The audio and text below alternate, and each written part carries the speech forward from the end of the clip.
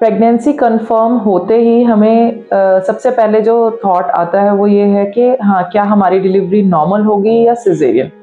Mostly patients मेरे पास जब भी अपनी विजिट के लिए आते हैं तो उनका सबसे पहला सवाल यही होता है कि मैम, क्या हमारी नॉर्मल डिलीवरी के चांसेस हैं। अगर आप नॉर्मल डिलीवरी चाहते हैं अपनी प्रेगनेंसी के लिए, तो उसके लिए आपको चाहिए कि आप प्रेगनेंसी होने से पहले ही अपनी बॉडी को रेडी करें।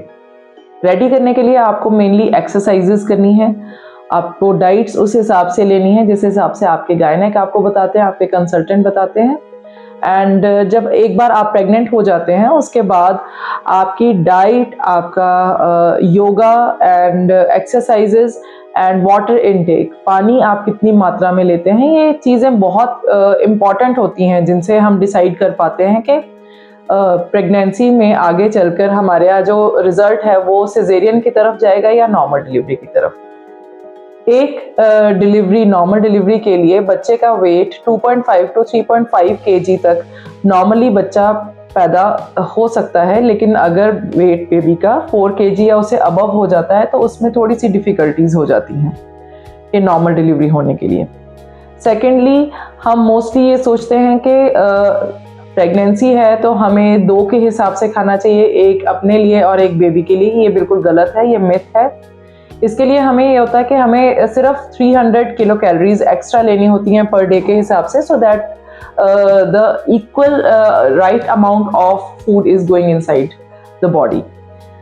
सेकेंडली, आपका जो कंसल्टिंग डॉक्टर हैं वो आपको बताएंगे कि कौन से मंथ्स में, किस किस महीने में प्रेगनेंसी के आपको कौन सी एक्सरसाइजेस करनी है जो बेनिफिशियल रहती हैं for normal delivery. Third is, pregnancy के दौरान अगर आप बहुत ज़्यादा एक्सेसिव बेड रेस्ट लेते हैं या फिर आप एक्टिव नहीं रहते, इसलिए आपका केस बहुत जल्दी सिजेरियन की तरफ शिफ्ट होने के चांसेस रहते हैं, क्योंकि जितना बॉडी को आप एक्टिव रखते हैं उतना ज़्यादा बेनिफिशियल रहता है कि आपकी डिलीवरी जो है वो नॉर्मल हो।